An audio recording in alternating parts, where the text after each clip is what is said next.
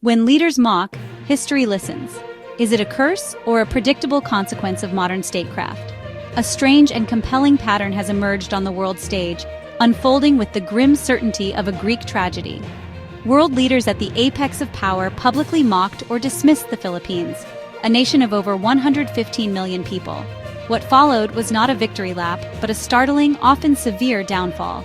It feels cinematic, political fortunes swelling and then collapsing, from Washington to Ottawa to Tegucigalpa to Beijing's sphere of influence. A careless word, a condescending gesture, a public rebuke. Then the foundations of power begin to crack. This is not superstition, it's the tangible cost of underestimating a nation. In our hyper-connected world, diplomacy plays out on social media and in hushed corridors alike. Respect is not just courtesy, it is a strategic asset. These leaders learned the lesson the hard way. Their dismissive acts toward the Philippines, meant to show strength domestically or against rivals, became catalysts for political unraveling. To understand why the Philippines has become such a lightning rod for international commentary, one must look to its history, a narrative of colonialism, resistance, a relentless quest for identity. For over 3 centuries, it was a Spanish colony. This was followed by American rule won through a brutal war often glossed over in Western history books. The Philippines was cast as America's little brown brother, a paternalistic stereotype framed as a ward in need of tutelage, not a sovereign partner. This colonial legacy created deep sensitivity to external judgment and a fierce national pride. It is an archipelago on the front line of the South China Sea. Territorial disputes with Beijing make it a critical player in the U.S.-China strategic competition. The Philippines must perform a delicate balancing act, making its foreign policy and leaders' rhetoric subject to intense scrutiny. Recent controversy centers on domestic policies, notably Duterte's war on drugs. The campaign resulted in thousands of extrajudicial killings. Stereotypes persist: domestic workers, pageant queens. These ignore a complex society, a growing economy, and rich cultural contributions. Donald J. Trump, the 45th President of the United States, built his political brand on a foundation of disruptive, often inflammatory rhetoric. His approach to diplomacy was no different. During the height of President Duterte's controversial war on drugs, a policy that drew sharp criticism from the Obama administration, Trump took a markedly different tack. In a leaked transcript of a 2017 phone call, Trump praised Duterte, telling him he was doing an unbelievable job on the drug problem. This endorsement was seen by many as a shocking validation of a violent campaign. While not direct mockery, it was a dismissal of democratic and human rights concerns, treating a grave issue with a casual, transactional air. The context was classic Trump, a desire to project a chummy, strongman-to-strongman relationship. At international summits like ASEAN, he would often share jovial moments with Duterte, a visual spectacle that sent a clear message to the world. The old rules of diplomacy, which prioritized human rights criticism, no longer applied. For Trump, the Philippines was less a sovereign partner and more a prop in his ongoing drama of upending the global order. His praise was a form of strategic ridicule aimed at the liberal international establishment he so despised. The downfall that followed was not a single event, but a slow, grinding erosion of his presidency, culminating in historic political defeats.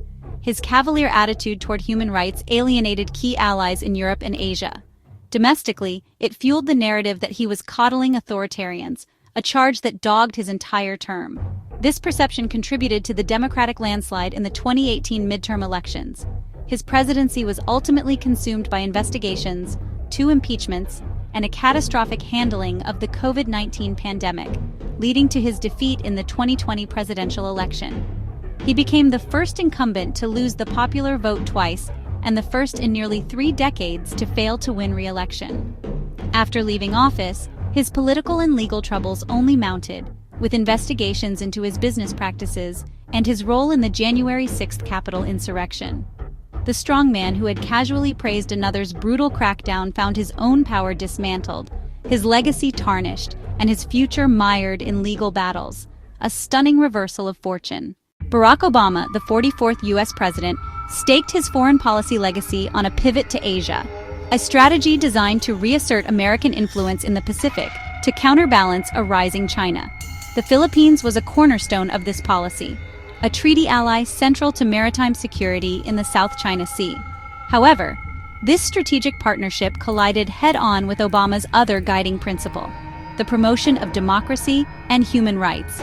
As reports of extrajudicial killings mounted under President Duterte's new administration, the White House signaled that Obama would confront him at the upcoming 2016 ASEAN summit in Laos. This set the stage for a dramatic diplomatic showdown. Before their scheduled meeting, President Duterte, in a fiery press conference, warned Obama not to question him about the killings, infamously using a Tagalog phrase that translates to "son of a whore," and vowing the U.S. president would be wallowing in mud if he did. In response, the White House abruptly canceled the bilateral meeting. While intended to signal disapproval of Duterte's disrespect, the cancellation was widely viewed as a strategic retreat. Obama, the leader of the free world, had been publicly challenged by the leader of a smaller nation and had blinked. This incident marked a significant blow to the pivot to Asia. It demonstrated the limits of American influence when its strategic interests clashed with its stated values. China, which had been quietly making inroads in the region, seized the opportunity. In the wake of the snub, President Duterte announced a separation from the United States, pivoted his country's foreign policy toward Beijing, securing billions in pledges for investment and pledges for aid. The U.S. lost, at least temporarily, its most vocal and strategically located ally in the South China Sea dispute. The Washington Post called it a stunning setback for the Obama administration. For Obama, the episode became a symbol of the challenges that plagued the final years of his presidency. The incident overshadowed the rest of his final trip to Asia, a tour meant to cement his legacy in the region. Xiomara Castro ascended to the presidency of Honduras in January 2022, riding a wave of popular discontent promising a departure from the corruption-plagued administrations of her predecessors. One of her key foreign policy platforms was a pledge to switch recognition from Taiwan to Beijing, a move deeply desired by the People's Republic of China. However, in early 2023, before the switch was formalized, her administration made a move that was widely interpreted as a direct snub to the Philippines. During a vote for a seat on the International Maritime Organization Council, Honduras unexpectedly voted against the Philippine candidate despite a tradition of mutual support among developing nations. This action was seen as a calculated gesture of allegiance to China. The Philippines is a primary rival to China's expansive claims in the South China Sea. A vote against Manila in a maritime body was rich with symbolism. It was a clear signal that the Castro administration was aligning itself fully with Beijing's agenda, even at the cost of solidarity with a fellow developing country.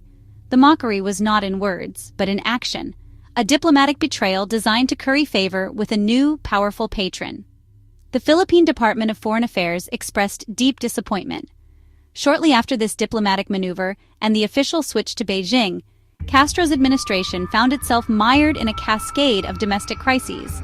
Her promise to tackle corruption stalled, critics accusing her government of failing to establish an independent anti-corruption commission as pledged. A severe security crisis erupted as gang violence surged, leading her to implement a state of emergency and controversial measures that drew comparisons to the heavy-handed tactics she had once campaigned against. Her approval ratings plummeted as the public grew frustrated with the lack of tangible progress on the economy and security. The broad coalition that brought her to power began to fracture under the weight of internal disputes and unfulfilled promises. The downfall has been a dramatic loss of political capital and a failure to deliver on the core tenets of her campaign. International media have extensively covered the growing disillusionment in Honduras. Experts suggest the pivot to China, while maybe securing short-term promises, did little to solve deep-rooted structural problems and may have alienated traditional partners without providing a sufficient alternative. The leader who sought favor from a global power found herself losing the support of her own people. Canadian Prime Minister Justin Trudeau has cultivated an international image as a progressive champion of human rights and liberal values. It's a brand he's consistently projected on the world stage. At the 2017 ASEAN Summit in Manila, Trudeau confronted Duterte about human rights and extrajudicial killings. During a press conference, Trudeau said he had a very direct and frank conversation with Duterte, emphasizing the importance of human rights. He positioned himself as a moral authority, taking a stand where other leaders, including Donald Trump, had not. This public lecture was met with a furious response from Duterte, who called it a personal and official insult. He lambasted Trudeau, telling reporters, "I will not explain. It is a personal and official insult. It angers me when you are a foreigner, you do not know what is happening in this country. The confrontation dominated headlines, but not in the way Trudeau might have hoped. Instead of being hailed as a defender of rights, many in the region saw it as condescending moralism, ignoring the complexities on the ground. It was perceived not as dialogue, but as public shaming. In the years that followed, Trudeau's global progressive image suffered several significant blows. Back home, he became embroiled in the SNC-Lavalin affair, with allegations of interference in a criminal prosecution and a finding that he had violated ethics laws. His government faced criticism over its treatment of Indigenous communities, accusations that undermined his moral standing abroad. A diplomatic dispute with the Philippines over tons of Canadian garbage illegally dumped there dragged on for years, becoming a major embarrassment, culminating in Duterte threatening to declare war, before Canada finally took the waste back in 2019. These events severely tarnished his Sunny Ways brand. He won re-election but with a reduced minority government, having lost the popular vote. His international standing, once an asset, became a liability. Foreign policy noted that Trudeau's liberal internationalism began to look more like performance than substance. The Manila lecture, in retrospect, looks less like a principled stand and more like the start of a period where rhetoric collided with a more complex reality, leading to a significant diminishment of his domestic and global influence. The repeated instances of world leaders misjudging their approach to the Philippines have sent shockwaves through regional diplomacy, especially within ASEAN. The ASEAN way emphasizes consensus, non-interference in internal affairs, quiet diplomacy. But high-profile clashes involving Obama, Trudeau, Duterte have strained that principle. When external powers publicly lecture an ASEAN member, other members face a choice: break rank and support the criticism, or maintain solidarity and risk being seen as complicit. That choice has created visible fissures in the bloc. The Philippines' foreign policy response has been profound and volatile. Perceived disrespect during the Duterte years fueled a pivot toward China-Russia. That pivot produced tangible shifts in military cooperation, trade partnerships, diplomatic alignments. Marcos Jr. AS administration has since worked to rebalance ties with the United States, but the memory lingers, fostering skepticism toward Western partners and a push for a more independent foreign policy. Globally, these episodes became lessons. Diplomatic corps took note. The Philippines cases are now part of our training. They teach new attachés that megaphone diplomacy with post-colonial nations is risky. You can lose in a day what took decades to build. That has pushed a more cautious, respect-first approach. The geopolitical map changed. China has been adept at exploiting these rifts. When Western leaders stumble, Beijing offers investment, infrastructure projects, and a narrative of Asian solidarity. This accelerated U.S.-China competition in Southeast Asia. The fall of leaders who misstepped became strategic gains for rivals, shifting the balance of power. The first and most crucial lesson from these epic downfalls is the undeniable power of national dignity. In an era often defined by economic leverage and military might, these incidents serve as a potent reminder that respect is a non-negotiable currency in international relations. The leaders who mocked or dismissed the Philippines fundamentally misread the psychology of a post-colonial nation. A second lesson lies in the boomerang effect of performative diplomacy. Leaders like Trump, Trudeau, and others were in many ways playing to a domestic or ideological audience. They used the Philippines as a stage for their own political theater. But the world is not a passive audience. Their actions had real-world consequences that ricocheted back, damaging their strategic interests and ultimately their own political credibility. Furthermore, these events highlight the changing nature of global power. The old hierarchical model where superpowers dictated terms to smaller nations is obsolete. Middle powers like the Philippines now possess significant agency, capable of playing larger powers against each other and charting their own course. The digital age has amplified their voice, allowing them to shape their own narrative and push back against external criticism in the court of global public opinion. The downfall of leaders who failed to recognize this shift is a testament to this new multipolar reality. Finally, the most enduring lesson is that hypocrisy is poison to foreign policy. Leaders who criticize human rights abroad while facing similar challenges at home, or who praise authoritarians while claiming to represent democratic values, will inevitably see their influence wane. The credibility of a leader and their country is built on consistency between words and actions. When that consistency is broken, the foundation of trust collapses, taking with it the leader's ability to lead effectively on the world stage. In summary, the pattern is as clear as it is compelling. From the Americas to Europe, leaders who engaged in public ridicule or dismissive treatment of the Philippines found their own political fortunes declining. This is not the work of a mystical curse, but the logical and predictable outcome of flawed diplomacy in a world that increasingly values respect and national sovereignty. Donald Trump's casual praise for authoritarianism, Barack Obama's strategic stumble, Xiomara Castro's diplomatic betrayal, Justin Trudeau's public lecture. Each instance triggered a chain of events: diminished power, tarnished reputations, strategic setbacks. Their stories serve as a powerful warning against the arrogance of power. These incidents underscore a fundamental truth. In our interconnected age, words matter, actions matter, respect matters. The world has watched as the Philippines, a nation with a resilient spirit forged through centuries of struggle, has refused to be a passive recipient of external judgment. Its responses have reshaped alliances, tested the limits of international norms, and shown that even the most powerful leaders are not immune to the consequences of their own condescension. The lesson for every chancellery, every foreign ministry, every head of state is that dialogue, not denunciation, is the pathway to productive international relations. Understanding history, culture, and national pride is not a soft skill. It is a core strategic necessity. We, the global community, have a role to play in fostering this environment of mutual respect.